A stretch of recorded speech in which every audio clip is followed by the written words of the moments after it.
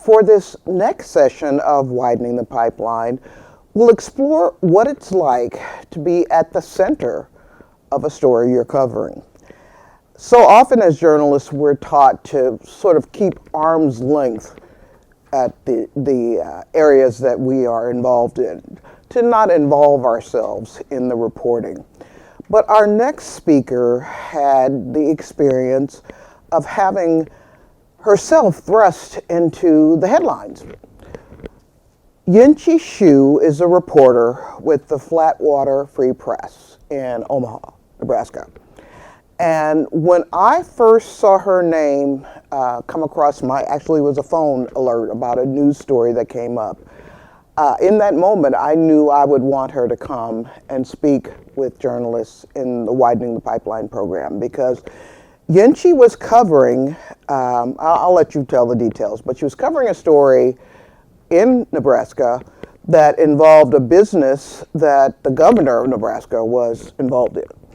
And in a press conference, he made a very dismissive remark about Yanqi and her reporting based on her country of origin, her nationality, etc. And I knew in that moment that the issue of our identity and how it's interpreted by the people we cover, how our editors perceive it, and how we approach them on the kinds of stories that we want to do, was something that this year's fellows need to think about, specifically because of where we are in this country's history. But when I talked with Yanqi, I learned that she had so much more depth of insight into journalism, into what's happening in America in terms of understanding each other multiculturally. And so it is a real pleasure and an honor to have you join us today, Yanqi. Thank you so much. Thank you for having me. Why don't we start by having you just give us some background on who you are and how you wound up at the Flatwater Free Press. Okay, you want a long version? Whatever version you want to give us. Yeah, sure. Hi everyone. My name is Yanqi Xu. I was born and raised in China.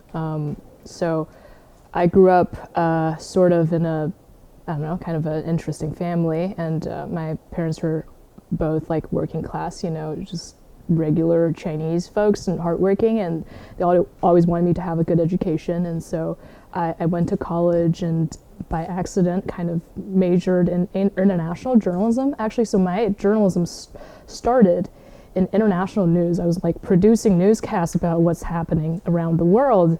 And of course, at that time, I was, not really having a full grasp of like, why do we care about like this, plane crash or train wreck in this distant part of the world. And so I was doing it kind of in a way, I was just like taught to, just report the news out, the inverted pyramid, style, the, 5 W's and, and why. And so I think I kind of approached it at that time was just taught to do things. And, so I was doing things, kind of culturally, it's, what I think a lot of like Chinese people are used to. We're taught to like, do this is how you do it, you just do it. So I didn't really think about the why that much. And also by accident, I bumped into this project by NPR, this visuals team. It's called Planet Money Makes a T-shirt. It's a really cool multimedia project if you haven't checked it out. It's probably like 10 years old, but like the storytelling techniques that follows how a T-shirt is made from a bale of cotton in Mississippi to kind of the end consumers. They actually crowdsourced the funding for that, T-shirt, and so that it tells you kind of it's a story about globalization and the supply chain and the way that they approach it. They talk to all the people who like made that shirt in Bangladesh and Colombia, I think. Really showed me, oh wow, like I care about T-shirts now. So it's really a wake-up moment for me. So to kind of go beyond what's happening and to really explore the human elements of storytelling. And so I kind of really gravitated towards I want to say like just in-depth reporting and talking to people, use that as an opportunity to find the, what we have in common rather than, kind of the, I would say just the beyond the regular like talking points that we often hear. So that's, I think, is the backbone of every story I do. So, and then I went to the University of Missouri, and I started in convergence, which is basically like multimedia storytelling. But then I realized, oh, actually, I'm not that great at, certain things in journalism. And so, and then I also by accident, I just like picked up like data journalism. So it's basically, especially for me as an international student, it's very hard to, get into the business by just like, by writing and producing things. And so I wanted like some sort of I guess like a specialty for myself. And so I got into data journalism and really liked it. So for me, it's mostly like, using data to identify stories, create visuals that can, generate some sort of insight. And so by doing that, I also like took a class in investigative journalism, really liked it. I think that along the way, a lot of people have been great mentors who really helped me kind of find a footing in this industry, trusted me with what I did, even though before my first job, I actually spent a year and a half just processing data like day in and day out. So there was no reporting, like very little reporting, I'd say. But I was given the opportunity to just, tell people's stories, and I just really cherished every opportunity I had. So for some reason, someone trusted me with what I could do. And so I started reporting. I was a beat reporter covering courts and law in North Carolina. At that time, it was during the pandemic. So it was criminal justice reform after, the murder of George Floyd. And then, because there's a lot of talks about it, but then, covering the legislature is always a really good practice, I think, for young journalists to kind of, situate yourself and, and find out who are the big players and what are the big issues in the state. And at that time, I also covered a lot of redistricting. As a nerd, like it's really fun. Mm-hmm. And, like you're writing about something that barely anybody like had an idea about. And so I did a little bit of that. And then I came to Flatwater a year later because at that time, Flatwater didn't have any staff. But my boss wanted someone who could do in-depth stories who could like marry the data narratives with like human reporting. And he thought, I think you're the person. So I was like, okay. And then so I, never thought that I'd land in Nebraska. Never thought that I'd do like local reporting. I went to a small village. We call it a village, basically a very small town of 100 some people, like because the local board refused to hold a recall election that was apparently against the law. And yeah, I never thought I'd like go from international news to this small town of, 100 people, but that's how I did it, This is a good point to segue to a question that I asked you shortly after we were connected, and that is, what was your perspective on American multicultural race issues before you came? You came in 2016? I came in 2017. 2017. Yeah. So what did you know or think you knew about race and racism or whatever in America before you got here? Yeah, to be really honest, I first came here actually in 2015. I was an exchange student. And so in upstate New York, it was a state college. And so at that time, we had like our little enclaves of, people we hang out with, right? And so that, it's a melting pot for sure. And, upstate New York is still pretty diverse. But I never really thought about like race and racism like that much. And like, of course, like when I was walking around, I wasn't thinking, oh, I'm a woman of color, look at me, whatever. It's just weird, right? And so it wasn't really, I would say that it wasn't like so ingrained in my identity. I didn't care at that time, so that, but then 2017 I came here, I think there's a lot of like, just before I came, the protests, or not the protests, but what was happening in Charlottesville, and all the like what the white supremacists were doing and, what they were chanting, I was like, wow, that's quite something. And then there's a lot of people, right? And then, of course, the 2016 election was quite a surprise to a lot of us. Even when I was, just an international journalist in Beijing at that time, I was like, wow, this is eye-opening, right? So I think, like coming in, I think that's when things are kind of starting to brew, I want to say. And then I think for me, some of my friends at that time really, I think, had like people like yell really awful things to them, like go back to China and stuff like that. I didn't personally experience that, so that I think at that time I was cautious, but I wasn't like, directly involved in any sort of those really unpleasant and, interactions. So let's get back to the bottom line. Nebraska. For God's sakes, Nebraska. No, how did that even come about? Well, first of all, I would say that Nebraska is actually more diverse than a lot of people think, because with a lot of new immigrants and, and especially in Omaha, like we have like historically black, neighborhoods like North Omaha, and then South Omaha is like really, fun and, dynamic, I'd say like community. So I think like a lot of places, you have segregation and redlining and, all the history of that kind of past. And these days, cities have their own, I say like small communities that, are really charming. So I actually visited Omaha before I took that job, and I realized, wait, it's actually not as bad as I thought, like in terms of, diversity and, all the stereotypes you can have, right?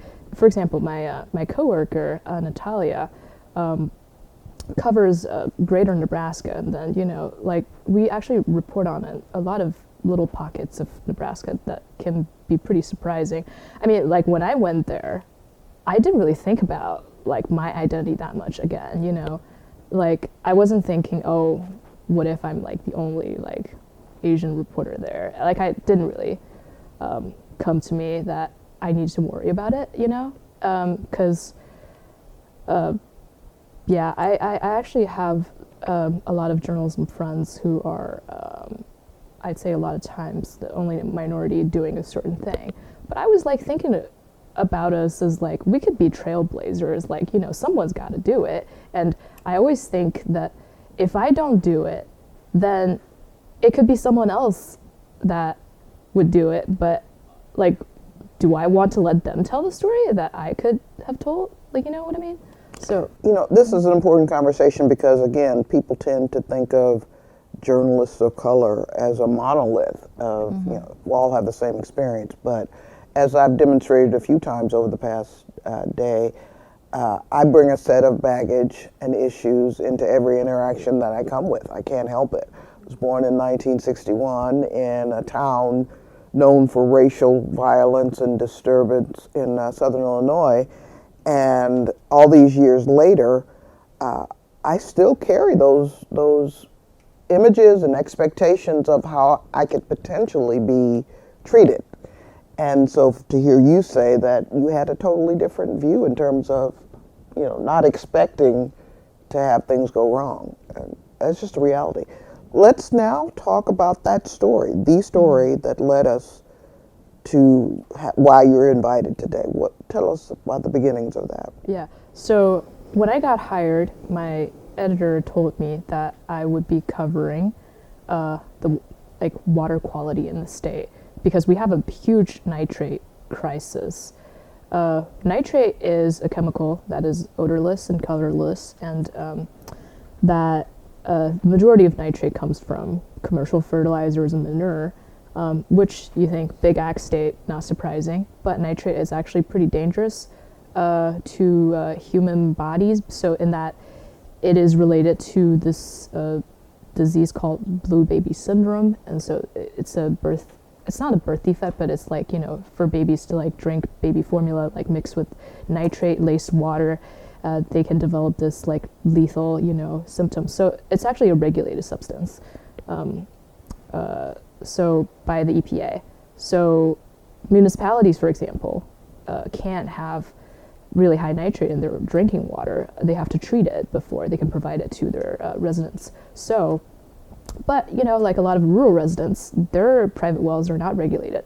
So a lot of times, farmers over apply nitrogen fertilizer, which can convert into nitrate and enter human bodies and really do harm to human health. So when you have that, that's a silent battle, and Nebraska has the 7th highest pediatric cancer rate, in the country, and it's the highest west of Pennsylvania, and scientists recently have found a link between high nitrate and high pediatric cancer rates. So I spent a year actually reporting on this series about nitrate, and then of course you hear about so feedlots and concentrated animal feeding operations tend to have really high nitrate levels on their premises. What about our governor, who's the biggest hog producer in the state? And since at that time, Investigate Midwest, which is a nonprofit newsroom based in, I think, Illinois, that they have a lot of ag coverages, and then they wanted to partner with us on a series about our governor, who's the first big ag governor, basically governing a big ag state. What is his name again? Governor? Jim Pillen. Pillen. Yeah. So he's the Nebraska's first, I'd say hog producer governor, and so they wanted to partner with us on the series, and then of course nitrate kind of came up that way because we wanted to ask why. So if you have a lot of hog farms, and we started going through all the agency documents and looked into the nitrate readings, and so the story that came out, we actually spent months on just reporting on basically the environmental track record of or the nitrate readings on Governor Pillen's hog farms. And then we identified 16 of them that had at least one high nitrate reading that's 5 times as high as the EPA standard. So these readings, I want to say, these readings were basically taken, so the water samples were taken from monitoring wells. They're required by the state and the EPA to install monitoring wells on their sites to be able to detect contaminants like leaching from their animal feeding operations. And so the whole purpose of installing these monitoring wells is to prevent water contamination. And so when you look at those high readings, you start to wonder why. It's not like someone's drinking from those wells. We fully understand, and we accounted for it in the story. But we also wanted to ask the governor, why have some of your hog farms experienced a huge dip in nitrate readings? Did you do something right to curb that high nitrate? And did you fix a problem? And what are your plans? Because we wanted to talk to him about it as the head of the state. He definitely has the power to regulate if he wants to push his administration to, do more things about it. But at that time, after the first initial series about nitrate and the second story, we tried him and his family for a lot of times. I'd say at least 5 times via emails, and then we never got a response, a direct response about the nitrate readings. We only got a kind of a generic response, we're committed to our manure management plans and make sure that we're not contaminating water, which we published in full. But we didn't, because in my email to the managers of these feedlots or the hog farms, I asked specific questions about the list of hog farms I reviewed documents of, and so I asked, what about this one? Like, we saw some state records that it allegedly like violated state rules, and what was done, and did you spot any problems related to nitrate because of that? So I think that these are questions as any reporter would ask. It has nothing to do with my identity or anything. It's just what I was taught in school. And so of course the governor didn't really respond to us, and then instead he like made a remark about me on like the radio when he got interviewed by the radio host, and he basically said can you help us with the specific exchange? Did the reporter invoke you or the Flatwater Free Press? How did that, can you sort of recreate that for us? Yeah, I think we can play that if okay. we want to. Yeah, let's just play that okay. On the screen. And so my boss actually wrote a column about it, and this was the the original recording. So this is the comment. The people of Japan, we match up. Oh, sorry. We love doing business with people that want a win-win relationship, and you have to be here. And as our history's really simple.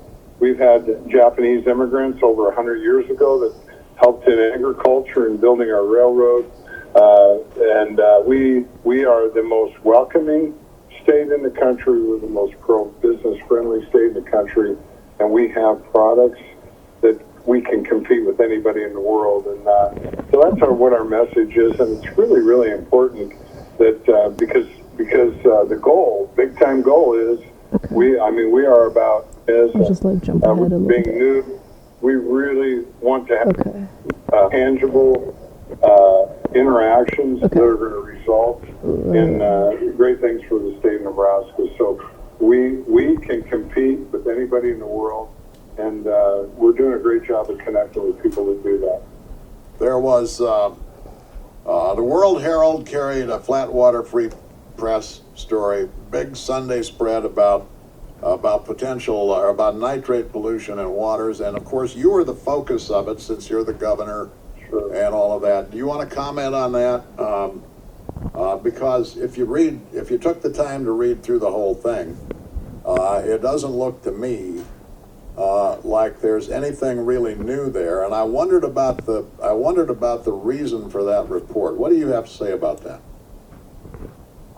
Well, number one, I didn't read it, and I won't. And number two, all you got to do is look at the author. Authors from Communist China. What more do you need to know? Okay, that's it. Okay. So this was the story we did.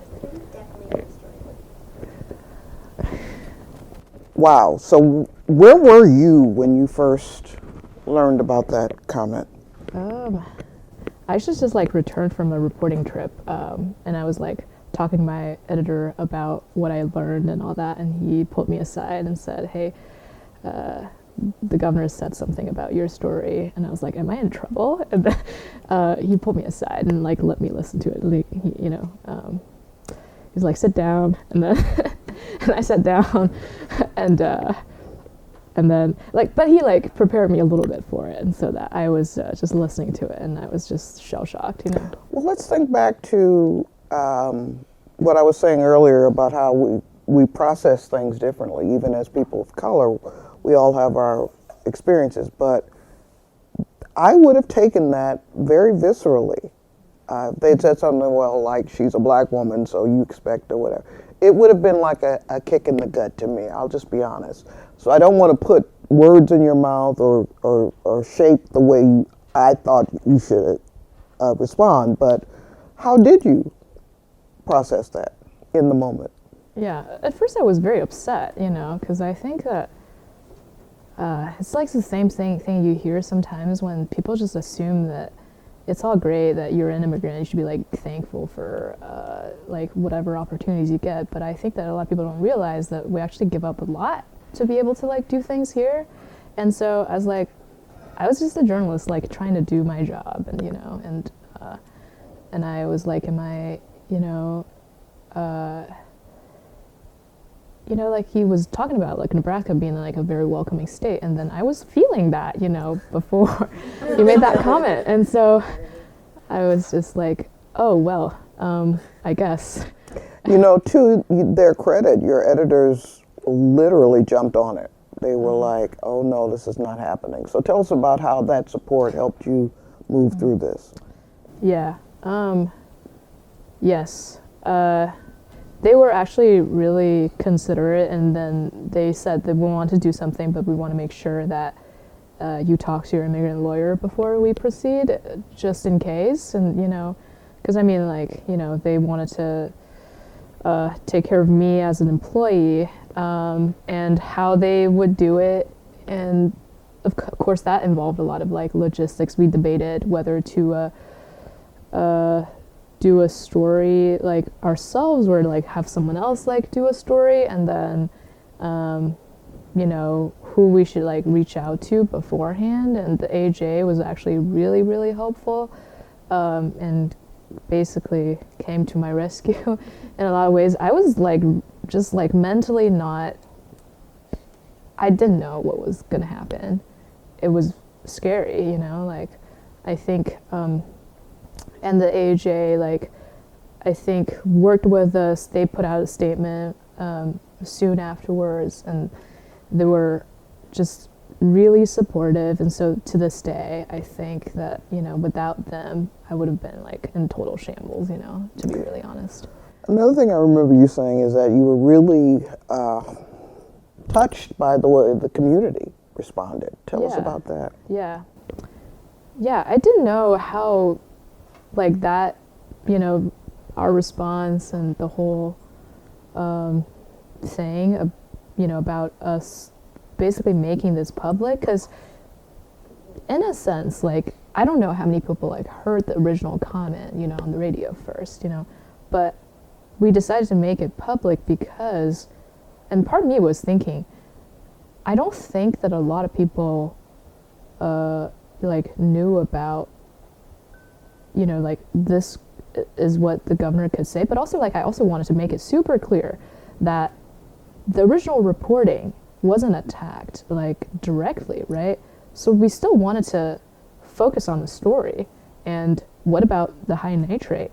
It was still occurring probably to this day, it's not, we're not pointing fingers at the governor saying you did something wrong, but at least we want an answer. And so part of me was also hoping that we can at least have an open conversation about it. So I think that a lot of people like resonated with it, like because of that, their identities as well. Like, I had like Asian reporters and sending me like messages and telling me that, Yanqi, you're really brave. And, I was like, well, I wouldn't call it like bravery, like per se. I was just trying to do my job. And I just think that I just couldn't quite let it go under the radar, you know what I mean? Because I just thought it's important that people know about this. So yeah, that was kind of the response. And a lot of people like reached out to me, like provided actual help. So there are two organizations that really, really helped me. So it's the International Women's Media Foundation. They put out a statement. They also found me a therapist, actually.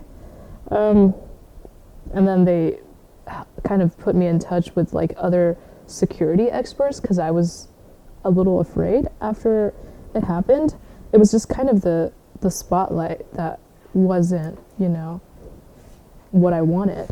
And I'll read you a text from a friend that, that really meant a lot. When I was like going through a lot of this, I think that it's really easy to lose sight of why you did it in the first place. Like a lot of people, like on the one hand, you'd be like so empowered by all the, positive messages that people send out. But I think that's really easy to lose sight of why you spoke out. So my friend sent me this message. She said, "I know being in the spotlight brings mixed emotions and can be really tough, even if it's a good spotlight and should have happened in the first place." So I think that really resonated with me, so like to have someone to, that you can lean on, during, that whole thing. And so that was really helpful. So I think the mental health part of it was really important for me. And secondly, I think PEN America also helped me a ton. They focus on freedom of expressions and human rights and for writers in America and beyond. They just I had to spend a lot of my personal time to kind of deal with the aftermath of it, because I would say that a lot of things can get out of control. Even though this is what you set out to do, people sometimes they use your narrative that's not really what you want to communicate, and sometimes it's not really ill intent or malice. It's just that they don't have the kind of perspectives that you have, and also they may be coming from a completely different I guess background, and it's really complicated. So I think that having the mental kind of strength to even deal with it and have people on the side who can calm you down in a sense was really helpful. I'm Brandon Tinsley with Capital B News. I'm wondering, what you said about the support that you got from your newsroom really resonated with me. Partly, I'll put my question first and then give some context. I'm wondering, did that change your own sort of relationship or dynamic with your managers or your bosses in terms of, being able to change your understanding of sort of the support that they could provide, or these other organizations? And the flip side of that, I'm wondering if that sort of spotlight, I don't know, did it affect your sort of willingness to cover some stories, or to sort of put that kind of pressure on sort of the powers that be? And I asked that partly because, I'm at a nonprofit newsroom now. When I was at CNN before, it was a different kind of automatic target that I felt that you had on your back by the fact of your association with that company. And so I remember writing a story one time and I woke up the next day and I had a text from a friend. I was like, "You must have really pissed off Republicans." And I was like, "What are you talking about?" And I noticed that Tucker Carlson had been tweeting, Donald Trump Jr. had been tweeting an article that I wrote, and just the cascade of just sort of hate. You have to sort of lock down all your social media accounts, all that stuff. And I had some support once I sort of flagged it to my bosses, managers, and stuff like that. But it really rattled me for the longest time, because I remember I had also written a piece about Taylor Swift, and I was happy in the documentary that had just come out. I wanted to talk about that, not about all the hate that I was getting, and it just really shook me, and sort of changed my relationship with social media. Sort of changed my relationship with my confidence, security, all those things. So I'm just wondering, sort of when you came out on the other side of that experience, how did it change you? How did it change your perspective on reporting? How did it change your relationship with your colleagues in the newsroom? No, that's a really good question. Thank you, Brandon. So I'd say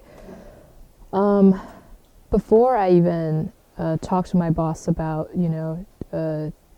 making it public, I think that I told them that I don't want this to be something that just changes how I approach journalism. I don't think that the spotlight itself should be any reason for me to do anything differently in terms of how I do it. Fairness and, in investigative journalism, for example, should not be impacted by this other thing that was really, in a sense, unrelated to the core of the reporting itself. You know what I mean? So I made it super clear to them. And then I think that they were also understanding of it. And then I think that as a nonprofit, that's relatively new in the state, we were all sort of navigating the dynamics, kind of our first time, you know. So we weren't like the most experienced, and you know, you can always have all kinds of contingency plans, and the things don't often like go as planned. And so yeah, I think that we sort of I sort of told them like, this is what I'm willing to do, and then I also told them after a certain point, I just got so inundated with like press requests, and I just told them, this is really affecting my life. I don't want to do it, because even my family members in China like saw my face in like viral videos, and it was just completely out of control. And I had to like appease everyone, even when I was like dealing with all that. So I think that, you know, that part I did not quite anticipate, but then it was part of the, whatever you call it, collateral damage or whatever, for, you know, you trying to stand up for yourself, doing the right thing. So I was willing to, I guess I knew I had to do it to, you know, take care of the, I guess like the consequences at that time.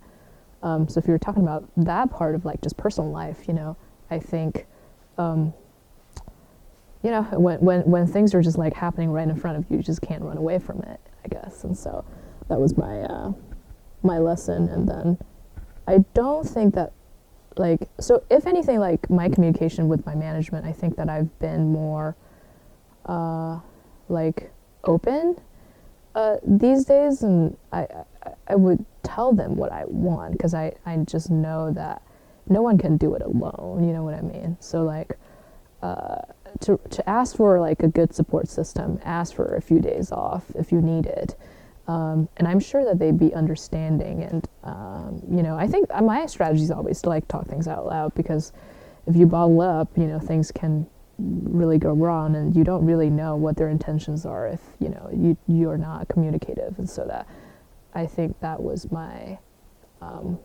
strategy. Did I answer all your questions? Okay, cool. I will just jump in quickly and say I do appreciate how they did almost let you take the lead in how you wanted to respond. They affirmed that they would make a public statement, but I love that they really consulted with you closely and asked you, how do you feel about it? How do you want to move forward? Yeah, I think I agree with that. I don't think many newsrooms do that, and I think that's outstanding. Just make sure the green light is on. Yep, it's on. I have a few like sort of quick questions. Yeah, one was, were you affiliated with or like a member of AJA, or was this just your first sort of interaction with them? I'm always curious to know, like, when an affinity group sort of supports a journalist, you know, is Right. it usually, are you connected with them, and are they able to help you in that way? Or was it just that this incident drew attention from them and they wanted to speak out? Did they offer any resources as well? You mentioned 2 organizations that did. Because I feel like often journalists find themselves pretty alone in situations like this. Right. And then my second question is, did it change your interactions as a reporter in those communities?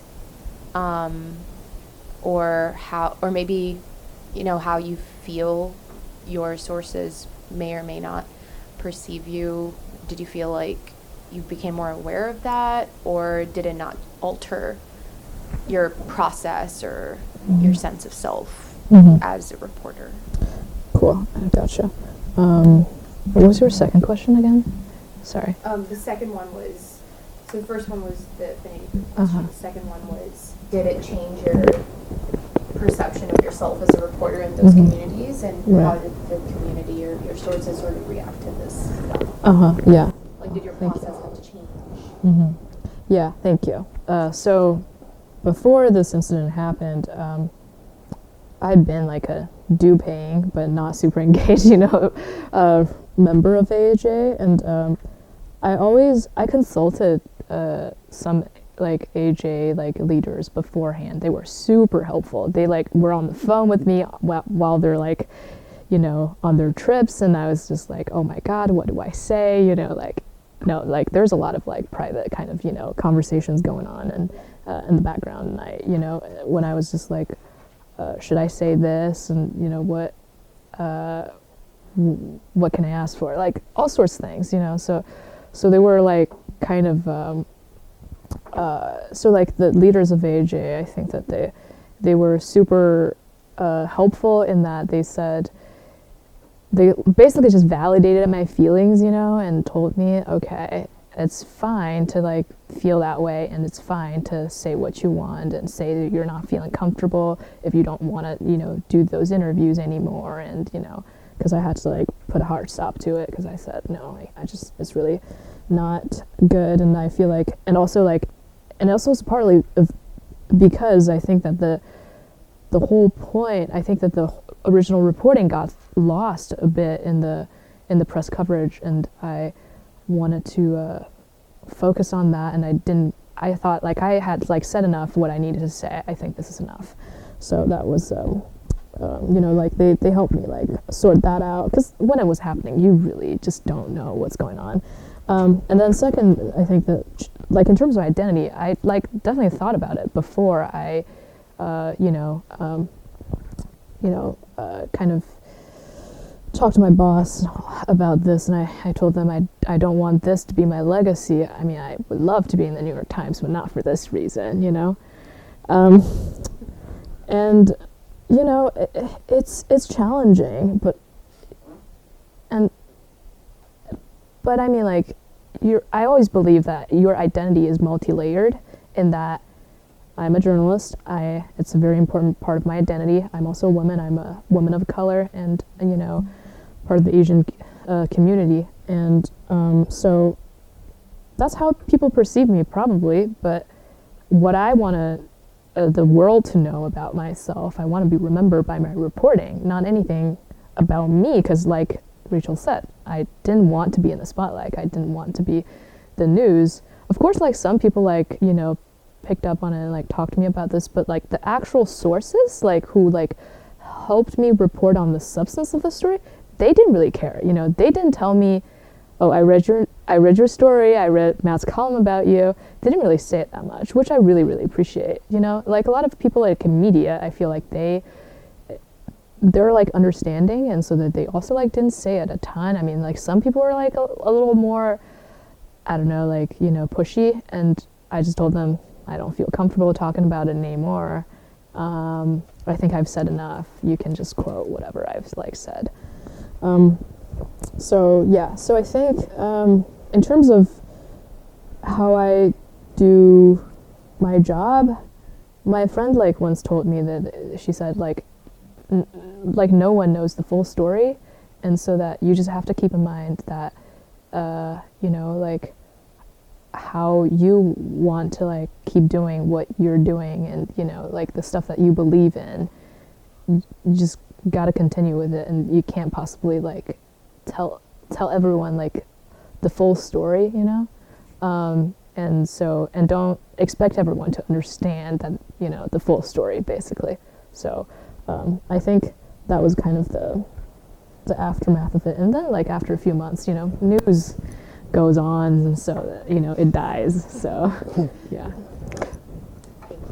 Hi, I'm Olivia, a business reporter at the Courier-Journal.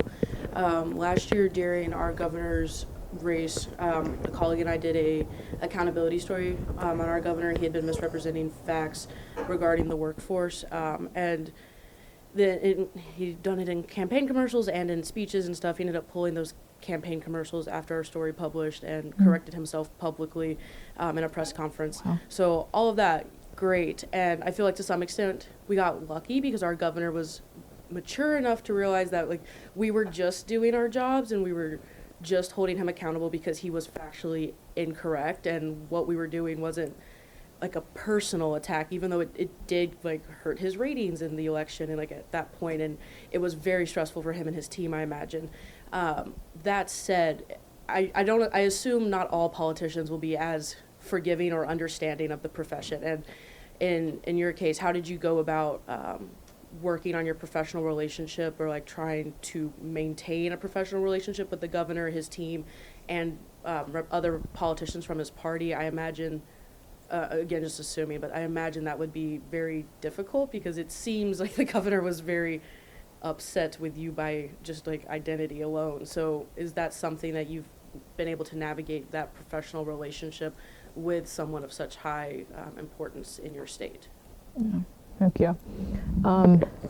I think that, people, like, everyone needs to be responsible for what they do. I'm responsible for my reporting. He's responsible for his comments and, whatever reaction he has, towards me and to any reporter, like, really. So I don't think that much about, like, being, I don't know, like, how should I phrase this? So, like, I think that, based on that, like, you're just responsible for whatever you do. And so I don't anticipate him to, like, do a certain thing or not, It's just that, if that's the way he wants to present himself, it's out of my control, So, and like I said before, this is how I treat a source, and, I talk to them, I try to ask questions beforehand. If they don't respond, we say that they didn't respond.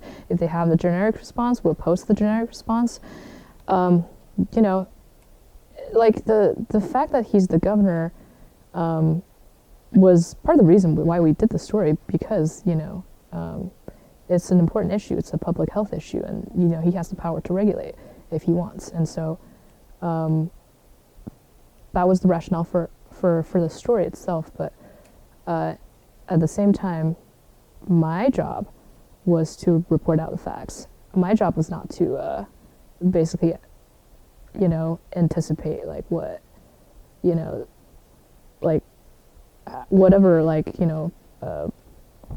comment he made about me personally, And so I think that, time will tell, basically. And then I like I said, like, anytime, like, if he wants to talk to me, fine, I'm more than happy to. It would probably make the story better with his participation. Right now we don't have it, but, maybe down the road. I'm not, like, closing the door, because it's, like, just because he made a comment about me, it doesn't mean that I'm not going to talk to him for the story, I still want to. And so, yeah, I think it's a different issue, like, for me personally. And, like, and we continue to do more stories about the governor too. So it's not like we're done. Yeah, so I don't know if that answers your question, but. Hi, I'm Michael Lee with the Salt Lake Tribune, and I'm curious, I know you said you got a lot of support with, like, media, other journalists and whatnot, and I'm curious, about, and you mentioned that also you weren't even sure how many people heard the original clip, or, whether or not the column by your editor would publicize the situation even more. Mm-hmm. What was the community response like after that was kind of published, or did you hear a community response at all? And I guess, and how did it make you feel as well? Yeah, so I think that locally and, nationally, there were all kinds of, responses and comments in the aftermath of it. I'd say most of the people, like, I've, like, encountered have been really supportive, and of course a lot of people said that they were appalled by such a comment by the governor, because I don't know if everyone was aware that he could, like, make a comment like that, or, it was, and he did. So that was, I guess, like, part of the reason that we just thought that, the public deserved to know. They deserve to know the original nitrate story on his hog farms, and they deserve to know that he made such a comment, especially when I live in Omaha. Like, I have, like, lots of other Asian, friends who are part of the community. Like, I asked them, like, how do you feel about a comment like this? They said it's completely unacceptable. So that, part of it was also, I guess, like, bring a spotlight on this issue that could really resonate with a lot of local residents as well. So I think that I had an obligation to them, like, as well. Like, that was what I was thinking.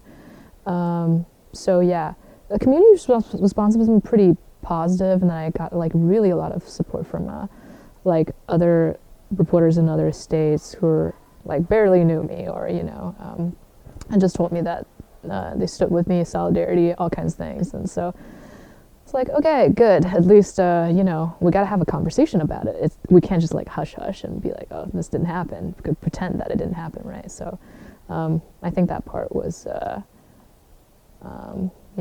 if there's any like silver lining to the situation, that would have been it. Take one more question. Hi, thank you for this conversation. It was really, great to have. I'm Aditi. I work for CNN. I myself am an immigrant, and I think we may have actually come here around the same time. So, yeah, the conversation really resonated with me, especially because, when you're in the middle of this storm, the personal of it becomes a little more critical, especially since, you're an immigrant and there's a lot more, calculations and like thinking about what it means and the consequences of it. So if you don't mind, could you share a little bit about like what you thought of like, the response and, is it like personally, I would be like, let's just not address this at all because like I don't want it to become a thing and then have consequences. So like how did you, steel yourself for this, further conversation and just interactions that went forward? Yeah, right. I like to be really honest at that time. I mean, like there are definitely things I always stand up for, right? Press freedom, accountability, transparency, all kinds of things. That was part of the reason why I did it, Personally, did not anticipate a lot of things, like I thought that it would make people aware of it in Nebraska. Did not anticipate like big national outlets to pick it up. I thought that it would just be like known among journalists, for example. And at that time, I didn't want press on me, like specifically, like no. But I guess like I was just like kind of weighing the harm of not doing anything about it, because I was just thinking, I'm not the only woman of color in the newsroom, and well, if we stayed silent, in this situation, what if like other reporters got into the same situation again like me, then, we're not setting a good precedent by not addressing it. So, and again, coming back to the whole like idea about why I wanted to do journalism, especially here, was because like, press freedom is protected, and I wanted my reporting to make an impact on, water quality in the state. At least I wanted this to be talked about, so yeah. I wouldn't say it was like the smartest thing to do, things happen. So it's not like, you can always like second guess yourself, like, did I make the right decision? But I think, I talked to multiple people actually within the community, like editors who are very experienced. Some of them were like,